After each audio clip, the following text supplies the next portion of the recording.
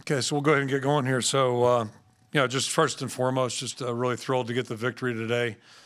Really hard-fought game, conference game, and then you're talking about a rivalry game too, with the trophy on the line. And this is 3 straight years now where it's really gone down to the last play, last minute, and both teams really playing at a high level. So just really proud of our guys. I thought they played resilient. Had some ups and downs during the course of the game. Wasn't 100% perfect, obviously, but that's what you expect in conference play. And I think the most significant thing is just the way we finished the game.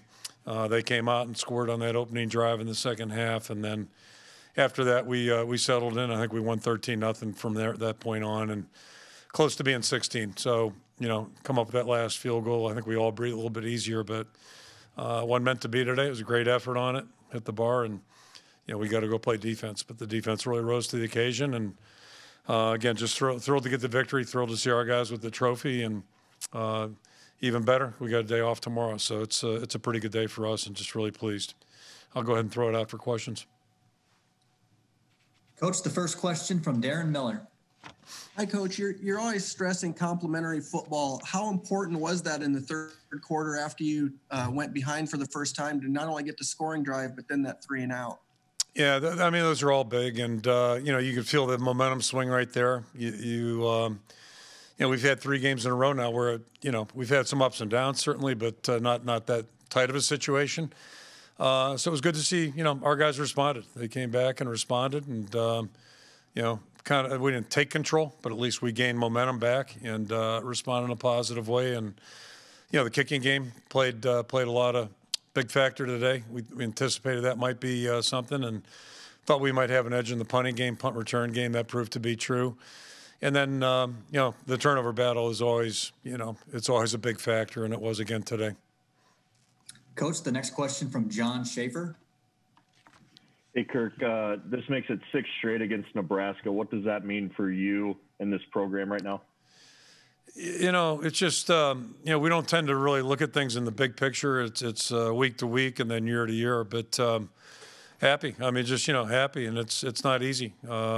Any conference opponent, it's hard to win conference games, just in a nutshell. So, if you can get a streak going, that's great, but that wasn't first or foremost on our thoughts today. It was just, we knew we had a big challenge in our hands, and, just glad we were able to, get the job done today. The next question from Scott Docterman. Yeah, Kirk, on that first offensive series of the third quarter, you ran the ball 9 times. It seemed like there just wasn't a lot of consistency in the first half in that regard. How important was it to establish the run at that point in the game? And then also going forward on 4th and 2 on that drive, whereas you were in chip shot field goal range. Yeah, on that point, I'm not sure if I was thinking rationally at that point, but we just decided, hey, let's keep pushing it. We were moving the ball and had a little momentum there. Your point about the running game is really, spot on. We wanted to run the ball in that first half. We had a hard time, and give our opponents credit there. They threw a couple, wrinkles at us that we were not playing very cohesively. And as a result, I don't know how many yards we had at halftime rushing, but it wasn't very impressive. And even in the second half, I mean, it wasn't always pretty, it wasn't always smooth. I think we had 1 clean run in that first half. But I thought the staff did made some good adjustments, made some good tweaks, and we went out and played a little bit more effectively and ran the ball a little bit more efficiently in that second half for sure. The next question from Mark Emmert. Yeah, Kirk, you alluded to this earlier, but your defense shut him up for the final 27 minutes of the game. I guess what did you see there in terms of the adjustments that your defense had to make to get that done? I don't know how big the adjustment part was, but, we knew coming in the game, regardless of what quarterback was in there, contain, and the quarterback run's a huge part of what they do. And we faced that last week, too. We anticipated playing 2 quarterbacks a week ago. And, this game, it really didn't, in my opinion, matter which one was in there. They were both really dangerous, especially in that run part. And, it could be a designed run. They had those. The improvisations, those are really difficult. And then if you don't keep contained against a guy who's pretty nimble, you're just asking for trouble. And we had a few of those today, too. So I think we just played probably a little bit better fundamentally in that second half, especially after the first possession. But even then, you're just kind of holding your breath because there's just something about it. I go back to 13 when Ohio State had Braxton Miller and Hyde and some good receivers. It just, they just stretch you thin. When the quarterback can really run and also throw it puts a lot of pressure on you defensively. The next question for Coach from Chad Leistico. Hey there, Coach. I was curious if the 2014 Nebraska loss still bugs you, and the reason I ask is because special teams played a big part in that game, but also played a big part in your favor today. Yeah, no question. Funny you bring that up. I just mentioned it in there to a couple other coaches. Just that this is a much better deal. That's still, I haven't ranked, you rank games and all that.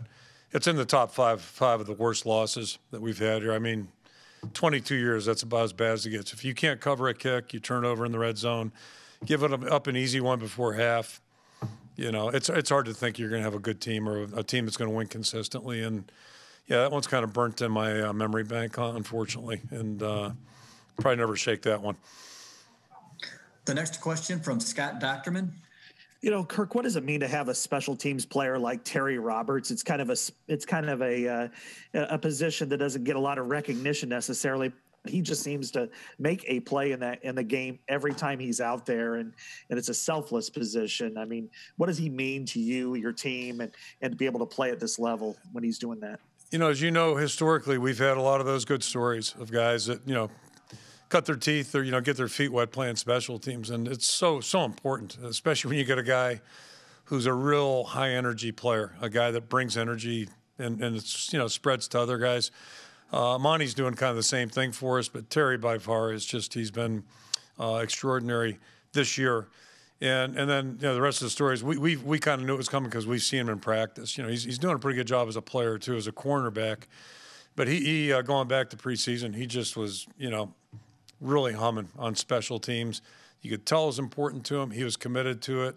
And, boy, he plays with a lot of energy and toughness out there. And that just really it gives you – it elevates the whole group. And so I think we all really appreciate what he's doing.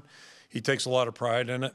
And my prediction is at some point it's going to show up with him being a, every down player as well, because it's all the same. I mean, you got to learn a little bit more about playing corner, but – it's hard to give a player that kind of energy and determination. It's been fun to watch him grow and develop. The next question, Coach, from Mark Emmert. Pretty sure another guy we stole from Kent State. We may start getting hate mail from Kent State, right? Jovan Johnson, I go right down the list. But, another guy we stole from Kent State. Hey, Kirk, you referenced earlier one fourth down decision you made, but you had four pretty interesting ones to make today. Can you maybe talk us through – I think you had time to talk about or think about each one of those. Do you listen to a lot of different voices there, or how do you decide when to go for it, when not to, when to kick the field goal, and who makes that decision ultimately besides you?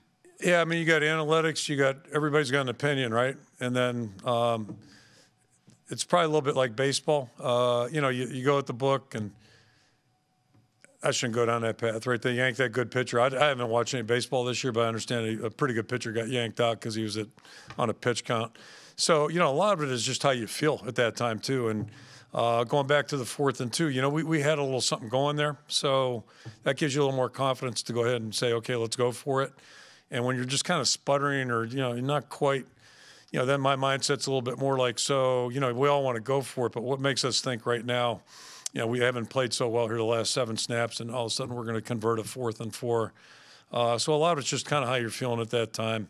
And But to the credit of the staff, they've kind of, they've been working on me for about 6-7 years now, and I'm starting to get worn down in that department. So a little bit more, open to risk taking, if you want to call it that.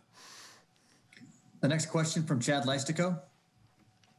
Hey, Coach, just reading some post-game comments on Nebraska side. Sounds like they were frustrated that you guys were clapping before the snap and bothering them. Is that something that came up? Well, so the officials said something to me about that at halftime, and I'm like, okay, so we told everybody on our sideline, the coaches, I don't know if players were clapping, told them no. And then next thing I know, I got one of my headsets off, and I got one on, one off a lot of times. You don't pay attention, but all of a sudden I see Cody Meyer like, hey, let's go, guys, and then I caught myself doing it like, hey, good job, let's go. So, I mean, what the hell are we talking about? Like, it's stupid, right? And I have no idea. Plus, I do know this. I saw across the field, they had like a little clap routine. It was for 3rd downs or something. I don't know. So this is stuff 22 years, my 22nd year. I've never heard him thinking about that, with one exception. I'll give you a story since we got time. So anyway, I told the officials, we told our guys, but it's football, so maybe they need to change their cadence if it was interfering with the cadence. I don't know. Now here's my story. You guys want a story? So my son Steve used to be at Central Michigan, right, as a GA, and they had a film. This is pretty good, actually. I guess it's kind of like today. There were two guys down in the end zone to the right of Central Michigan's bench actually doing that, okay, synchronizing it with their opponent. I can't tell you who they were playing. It's the funniest damn thing, right? He showed it to me on film. That was funny. That was funny. Two college kids, right, doing it, right? But I got to tell you, that's going back to the original topic. I've never heard of that. Never heard of it. Now, if a player on the field was doing it to try to, I get that. But what are we talking about? Next thing you know, we're going to be treating this like golf. I was going to say tennis, but they do that at tennis, right? But in golf, nobody's allowed to say anything, right? Sorry. No. Sorry. Coach, the next question from Mark Freund.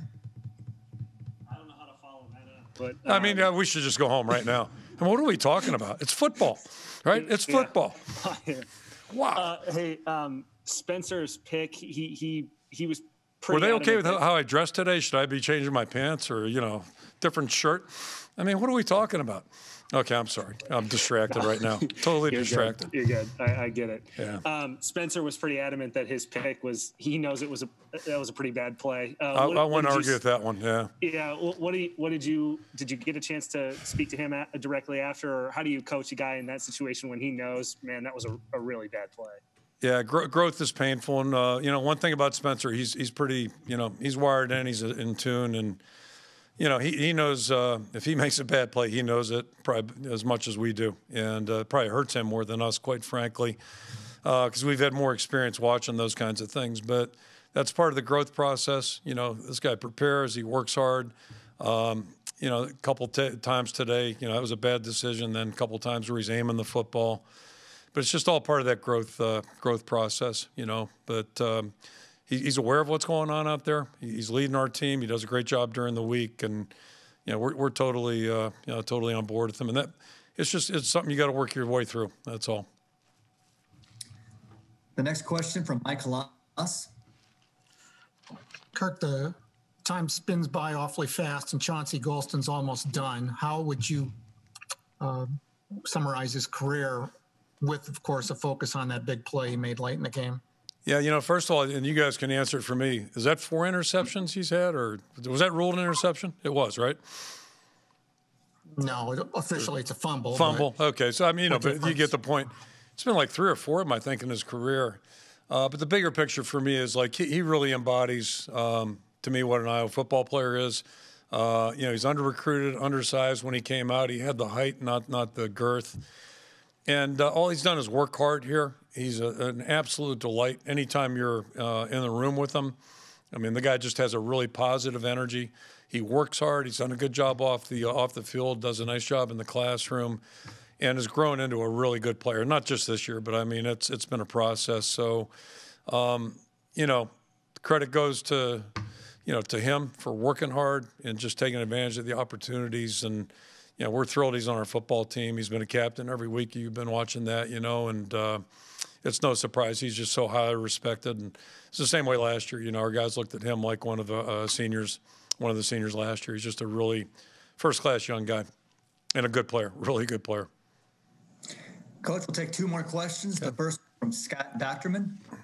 Yeah, I feel like we're kind of in a time warp here talking about 2014, and then you're using it's football a couple of different times. So I guess that's contrasting to that's football. Can I get a hall pass on? I mean, it is football, right? Yes, it is football. Yes, you do. Yeah. I can't tell you why we stink sometimes, okay? There's it's football. Or the other team has anyway. I interrupted. I'm sorry. No, that's fine. You can go on all day if you want on that one. But Pete Spencer had a really good first quarter and kind of tailed off for the rest of the game. And I know he hasn't had a lot in the offseason, but you're about 2/3 through the season. Do you see the kind of growth that you need to kind of look at him and say he's going to be our guy well into the future, or is he just the best guy in the present? Well, everybody's got to compete. That's just the name of the game for every player on our roster. They have to compete daily, and if they're not deserving of that position, they're not going to be there. But yeah, we haven't had any discussions like that. We feel good about what he's doing. I think Alex has improved as well, and those are the two guys that are getting all the work basically in practice. And we're we don't have any plans or discussions to make any changes there. So it's just all about him, taking every experience that he gains week to week and seeing what he can do to add to his play. And just about every guy we've had has had the ups and downs, every position, but quarterback's so obviously visible. But and the other thing in the back of my mind too, I do factor that missed spring and missed summer. I think it's huge for a player of that position. Excuse me, but you can't underestimate that. You just can't. It's so valuable. So we're good with him. He's doing fine.